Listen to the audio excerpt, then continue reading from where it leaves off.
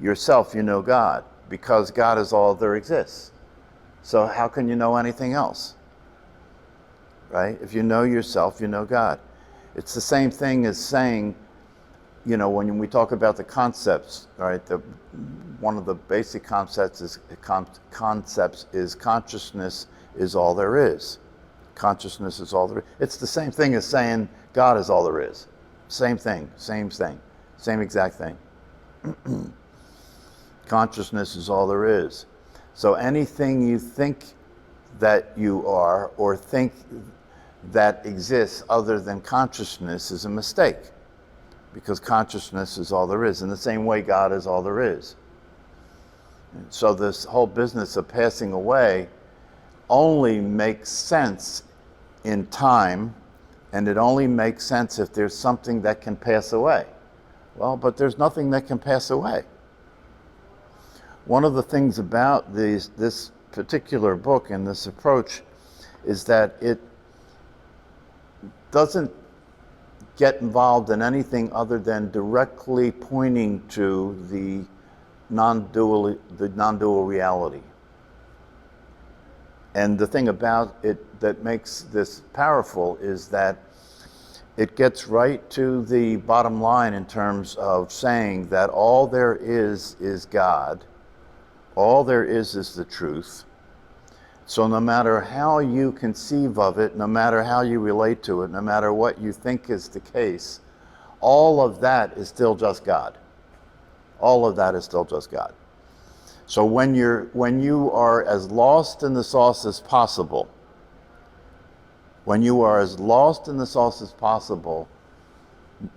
nothing's changed. You're still God.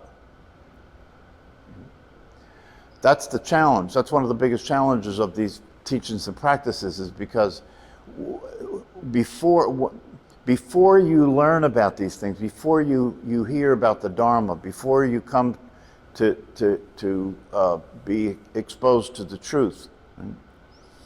You're living in a complete reality. Before you hear the Dharma, you're living in a complete reality.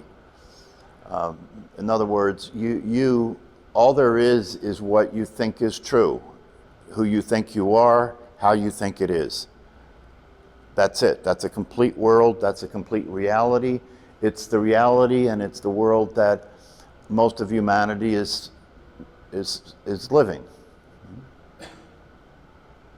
So when you leave that, when you hear the truth, and because you've heard the truth, you now have that reality is no longer all there is. And so when you hear the truth, now you hear the possibility of who you are, you hear the possibility of what is real, and then having heard that, you're attracted to it, you become a seeker, you want to have that experience, you want freedom, you want liberation, you don't want to suffer anymore. And so you begin the process of leaving the shore, leaving that reality that you considered to be all there was. You begin the process of leaving that and moving toward the truth.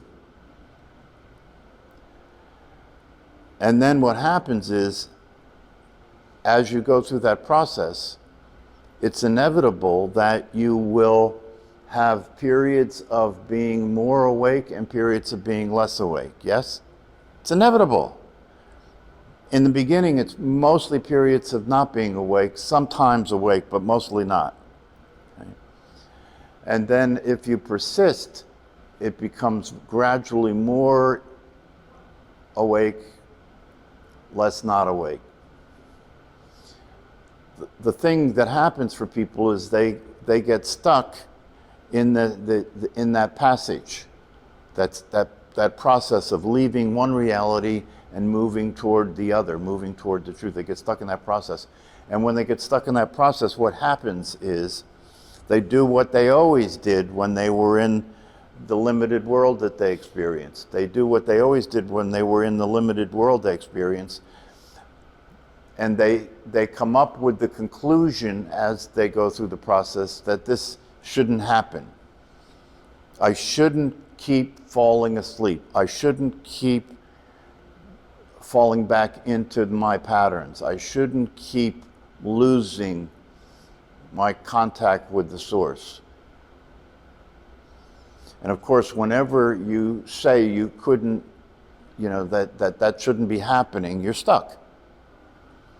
As soon as you say something shouldn't be happening, you're stuck with that thing you say shouldn't be happening. Right?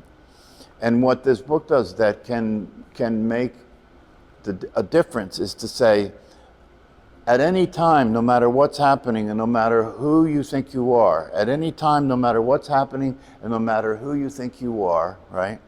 That's still just God. That's still just God. So the way out, right? The way out of getting stuck with that, right? Is simple as realizing that this too is God. This too is God. This process of shedding the snake's skin, which is another way of talking about what's happening, right? This process of shedding the snake's skin, right, is a process that will inherently involve discomfort. Will inherently involve discomfort and will inherently involve falling back into negative patterns.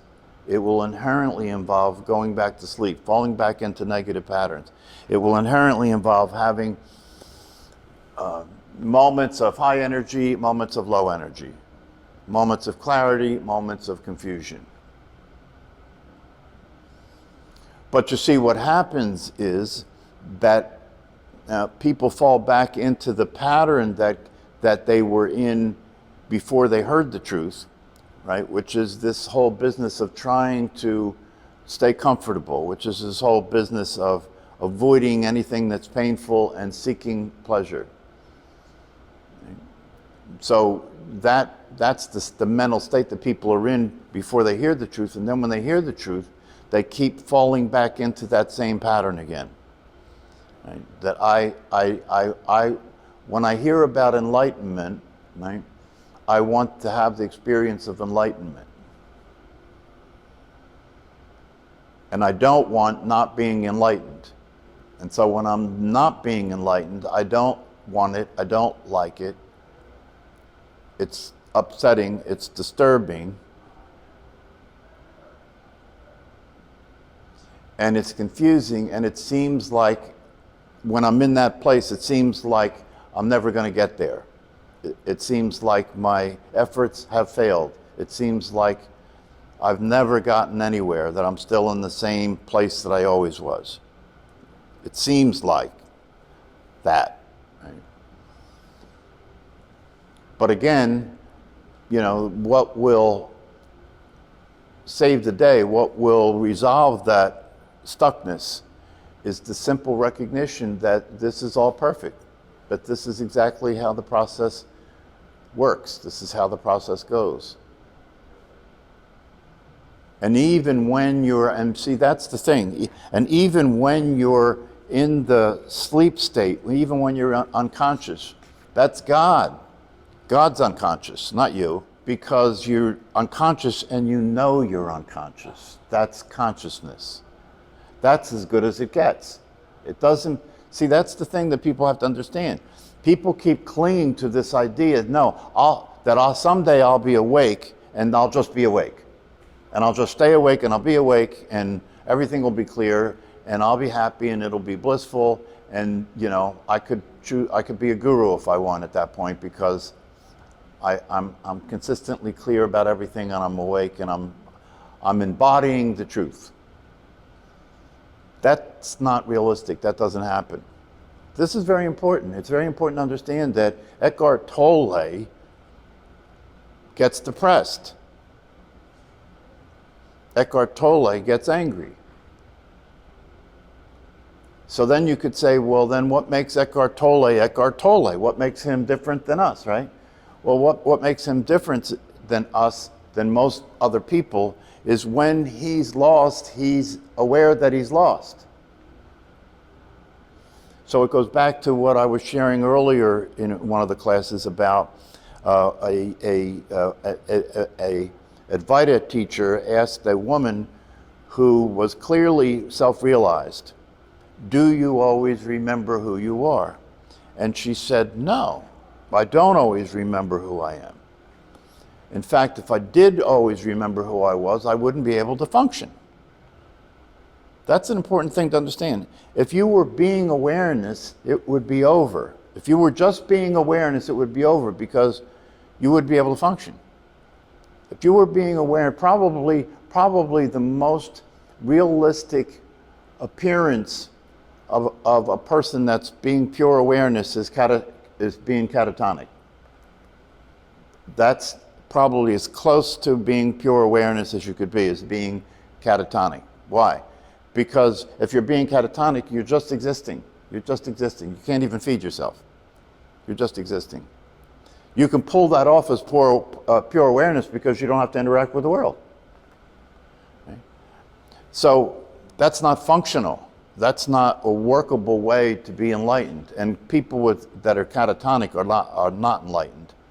But there are people who spend their entire lives in caves close to being catatonic. I mean, if you looked at them, you wouldn't know the difference between somebody who's catatonic and them, because they sit in meditation posture all day long, and they're experiencing a reality, that's an internal world, right? But they can't function. One of the things that I pointed out about this is, if you take somebody like Ramana Maharshi, who is considered to be a high saint, right? I mean, he just existed, he just sat there and existed. He didn't have a vocation, he didn't travel around, he didn't create an organization or anything, right? But if you took Ramana Maharshi and you put him in downtown New York City, he'd be in big trouble. He would not be able to function. So the key to enlightenment, the key to being enlightened, is to simply know to simply know who you are, even when who you're being isn't that. To know who you are, even when your being isn't that.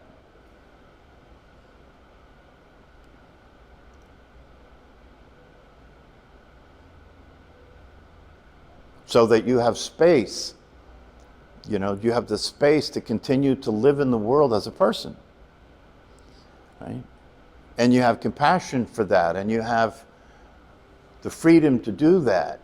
One way to talk about it is, you could say that if you are completely realized, if you know the truth of who you are, if you're experiencing yourself as awareness itself, then you can abandon yourself into life. That's a good way to think about it. You can abandon yourself into life. Why? Because it doesn't matter. You have nothing to lose. Nothing can happen to you. So you can afford to forget who you really are. You can afford to forget who you really are and get lost in the game, play the game.